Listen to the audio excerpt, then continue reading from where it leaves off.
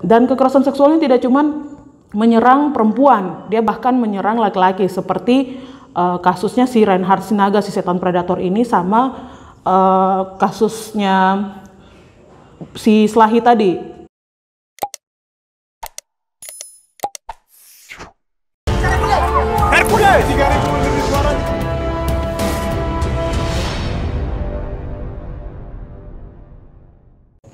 Hai, jumpa lagi dengan saya Noris. Aduh, sudah lama ya kita tidak ketemu. Tapi di video-video sebelumnya kan kita sempat ketemu kan. Oke, tapi sahabat Insight yang sebelum kita memulai diskusi kita, karena hari ini saya membahas tentang kekerasan seksual. Jadi yang belum subscribe, yang belum like, yang belum komen, yang belum share, sekarang saya kasih kesempatan teman-teman untuk melakukan hal tadi. Saya hitung sampai 3 ya. 1, 2, 3. Sudah? Oke. Nah, hari ini tuh saya mau bahas tentang kekerasan seksual. Di video sebelumnya kan sudah saya tentang bahas ruang aman dengan kawan Novita, terus habis itu kemarin juga kan sempat ada bahasan tentang kekerasan seksual yang menimpa anak-anak. Jadi hari ini kayaknya bagusnya kita bahas tentang kekerasan seksual ya. Kenapa kekerasan seksual itu bisa terjadi, terus dia menimpa siapa saja, belum lagi upaya-upaya apa yang dilakukan, terus kasus-kasusnya. Kayaknya akan lebih bahas tentang itu. Oke, kita mulai ya. Jadi di tahun 2019 itu ada satu buku yang dikeluarkan sama satu mantan narapidana Guantanamo. Teman-teman tahu ya, Guantanamo tuh penjara ya, penjara di daerah Amerika sana. Sepertinya sudah ditutup, tapi ada memoarnya. Memoar tuh kayak kisah yang dituliskan dalam satu buku. Jadi dituliskan oleh namanya nih Muhammad Ould Slahi. Dia ini salah satu teroris, salah satu mantan narapidana dengan kasus terorisme. Dia mendapat ketika ditangkap terus langsung dikirim ke Guantanamo. Jadi situ dia menuliskan kisah-kisah dia waktu dia dapat kekerasan seksual. Dia mendapat kekerasan seksual dari sipir-sipir di sana, bahkan ada sipir perempuan yang memang melakukan kekerasan seksual terhadap dia, dan juga ada sipir-sipir laki-laki. Jadi kekerasan seksual ini sebenarnya tidak cuma menimpa orang-orang yang bebas di jalan-jalanan kayak begitu, tapi ternyata kekerasan seksual ini menimpa teman-teman yang menjadi narapidana begitu. Bahkan ketika diceritakan ulang mantan narapidana ini tuh kisahnya sangat-sangat menyedihkan begitu. Termasuk si Muhammad Ould Slahi ini. Sorry, minta maaf penyebutannya agak salah ya. Jadi dia menuliskan tuh bagaimana dia dipaksa untuk berhubungan seks dengan 3 perempuan petugas interogasinya. Benar-benar dipaksa sama petugas penjara, petugas interogasi, itu dipaksa berhubungan seksual. Hal ini tuh menurut dia dianggap karena oke, saya ini mantan narapidana dan saya dipaksa karena kok tuh itu tuh balasan yang setimpal karena kok sudah bunuh banyak orang. Jadi kalau saya melakukan apa saja terhadap kok tuh itu hak saya begitu. Saya ini sebagai salah satu orang yang harus menghukum kok karena kok bunuh banyak orang gitu, dari ceritanya dia di penjara Guantanamo pada saat itu. Ini di tahun 2019 dia mengeluarkan buku itu. Ternyata dari kasus ini banyak ditemukan itu banyak sekali mantan narapidana yang memang mendapat perlakuan yang menurut mereka tuh keras, bahkan ini bisa disebut sebagai kekerasan karena tidak lagi memperhatikan mereka sebagai manusia. Salah satunya si Slahi ini. Jadi si Slahi ini karena dianggap sebagai pelaku dari kasus terorisme, dia sebagai seorang teroris, tanpa melalui proses persidangan, dia sudah langsung dihukum. Jadi banyak sekali, bahkan mungkin tidak usah jauh-jauh ya ke di daerah Amerika sana ya, di Indonesia sendiri kayaknya banyak sekali kejadian-kejadian seperti itu. Lalu ada juga seperti dosen yang akhirnya melakukan perbuatan-perbuatan kekerasan seksual seperti ini kan, karena dianggap oke, saya bisa kasih kok nilai, tapi dengan satu syarat, kok harus layani saya dulu dalam hal ini hubungan intim ya, hubungan seksual. Nah itu kan termasuk salah satu perlakuan kekerasan ya terhadap mahasiswa tadi begitu. Banyak sekali kasus-kasus seperti ini. Bahkan kalau teman-teman masih ingat di beberapa tahun yang lalu ya, antara mungkin tahun 2018 atau 2019 itu sempat ada kasus Baik Nuril. Baik Nuril ini salah satu guru di sekolah, salah satu sekolah di kalau tidak salah di daerah Nusa Tenggara kalau tidak salah. Nah, si kawan Baik Nuril ini melaporkan kekerasan yang diterima dia dari kepala sekolah. Jadi dia tuh ditelepon malam-malam, terus kepala sekolahnya ngajakin dia buat something like phone sex lah, terus mengeluarkan kalimat-kalimat yang tidak senonoh lah. Jadi Baik Nuril ini akhirnya merekam. Waktu merekam terus dia mencoba untuk meminta ini nih, bukan meminta sih, ya seperti klarifikasi ya, seperti klarifikasi. Ini ada kepala sekolah nih berbuat cabul terhadap saya, padahal Baik Nuril ini seorang guru perempuan, berpakaiannya juga tertutup, kita bilangnya berjilbab ya. Terus dia juga punya keluarga, punya suami, tapi si kepala sekolah ini akhirnya melaporkan Baik Nuril yang tadinya sebenarnya korban kekerasan, jatuhnya ke pelaku pencemaran nama baik. Jadi Baik Nuril ini sempat masuk penjara dan kawan-kawan tuh semua berupaya buat Baik Nuril ini harus dikeluarkan. Dia tuh korban, dia bukan pelaku pencemaran nama baik ya, seperti yang dituduhkan kepada dia sama kepala sekolah ini. Kalau tidak salah sekolahnya tuh di Mataram kalau nggak salah. Lalu ada juga tuh oh ya, teman-teman pasti ingat di tahun 2017 tuh ada kasus Reinhard Sinaga, si setan predator di Inggris. Dia juga korbannya tuh hampir 195 orang kalau tidak salah. Dan korban-korbannya ini hampir semua tuh heteroseksual. Jadi heteroseksual tuh kan yang menyukai lawan jenis begitu. Dan itu kasus yang paling besar di Inggris. Nah, kenapa saya menyebutkan di awal ini saya menyebutkan banyak sekali kasus-kasus kekerasan seksual? Karena saya mau kita sama-sama tuh memperhatikan bahwa ternyata kekerasan seksual ini tidak hanya terjadi di kalangan perempuan dengan baju terbuka seperti bajunya. Jadi kekerasan seksual ini tidak masuk karena baju begitu.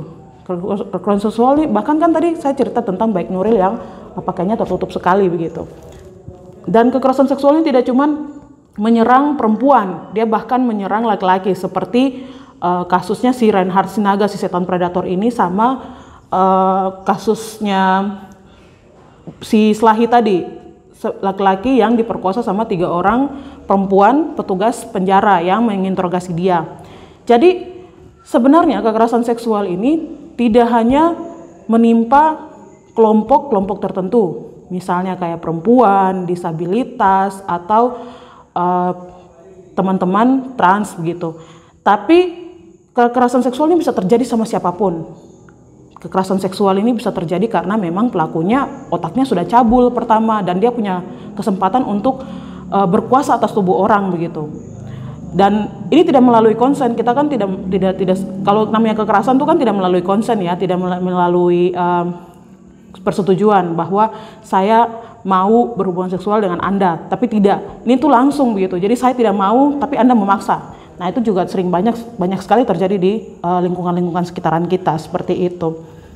Lalu kenapa sih akhirnya kekerasan ini tuh dianggap biasa saja terhadap kelompok-kelompok ini?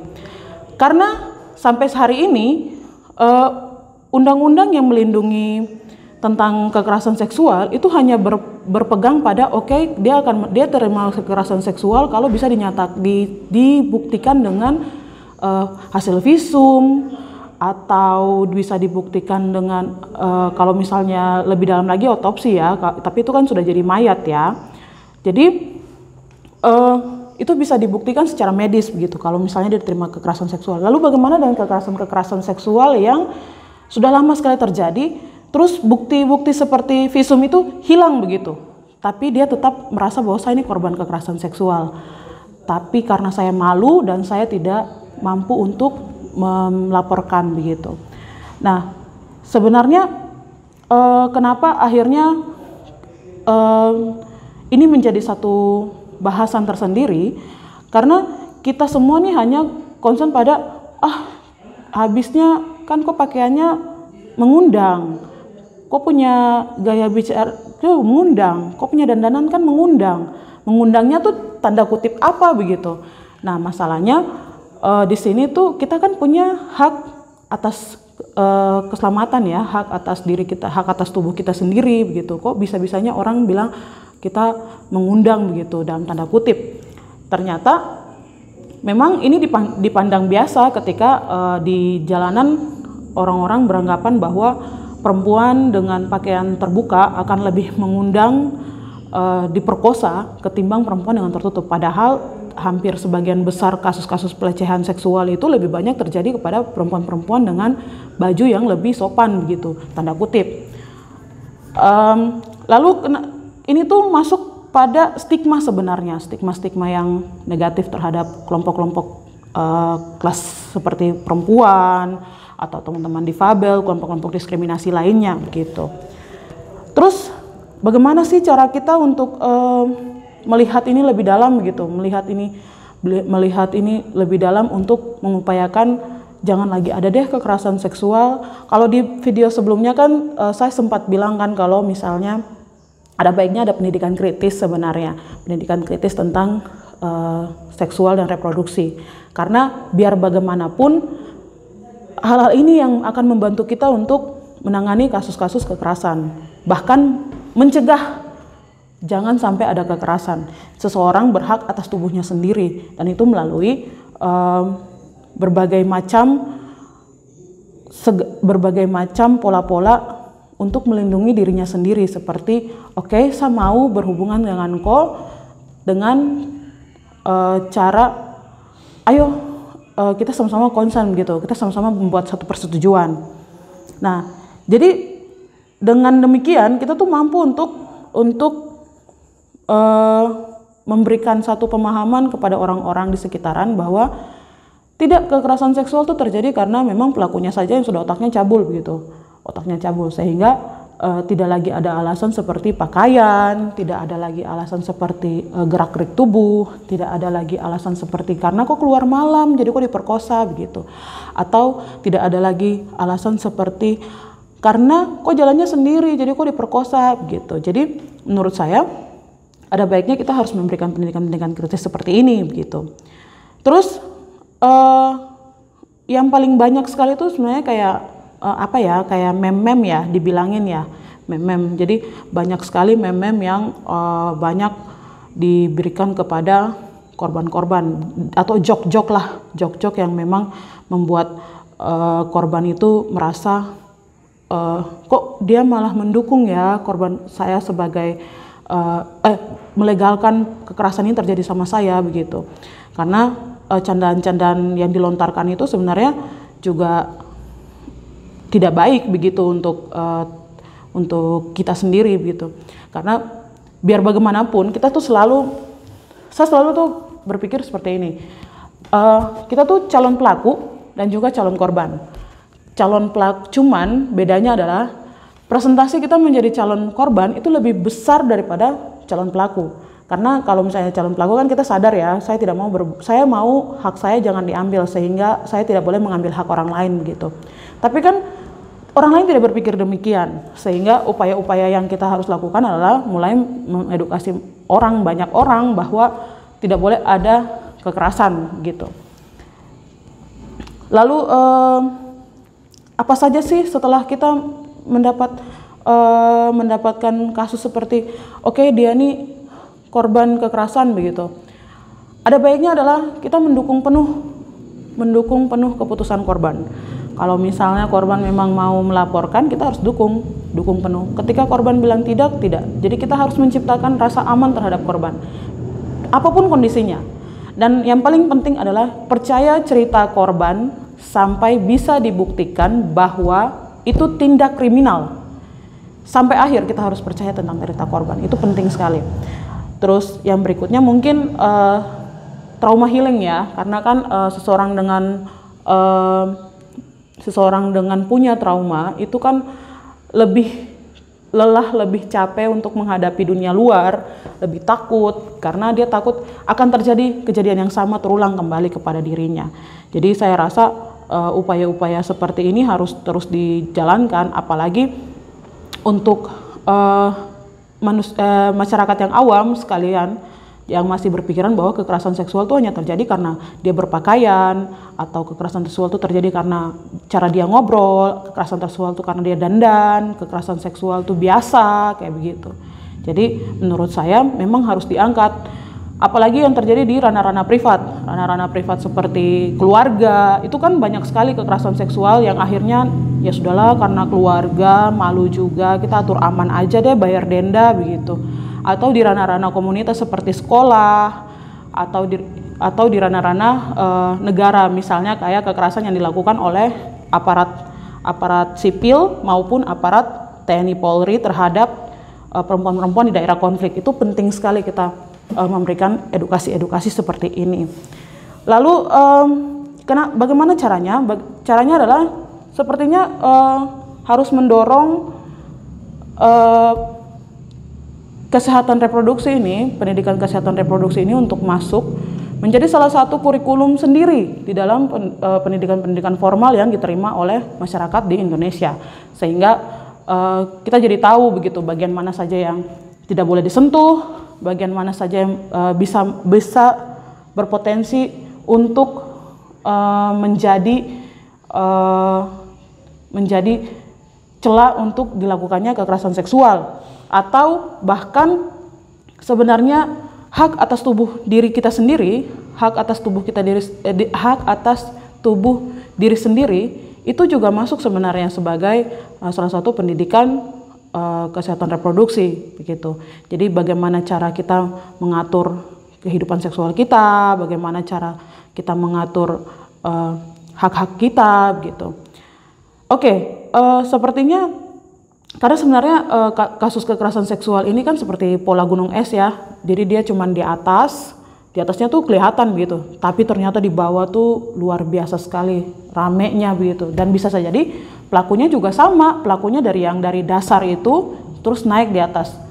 Seperti kalau yang teman-teman mungkin kemarin baru mungkin masih ini ya, masih sangat-sangat panas sekali itu tentang nama baik kampus. Itu salah satu korbannya itu kawan kami itu, dia mendapat pelecehan seksual waktu itu menjalankan satu program dari kampus tersebut, dan pelakunya masih diberikan kesempatan untuk mendapatkan gelar, bahkan lulus dari kampus itu. Ketika dimintain ke pihak kampusnya cuma bilang jangan nama baik kampus begitu.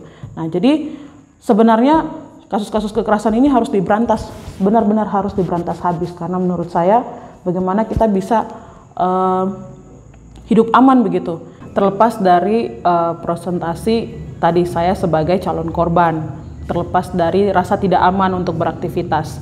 Jadi menurut saya memang kasus-kasus seperti ini sebenarnya sudah ada cerminan bahwa kita tuh sedang dalam kondisi tidak aman, sehingga kedepannya harapannya adalah kita sama-sama membangun ruang-ruang aman kita dengan cara bersolidaritas, mengetahui banyak pendidikan-pendidikan kritis tentang kekerasan seksual, itu penting sekali. Apalagi kita harus jaga juga kan keberlangsungan anak cucu kita, bagaimana mereka harus menjaga keamanan mereka sendiri begitu.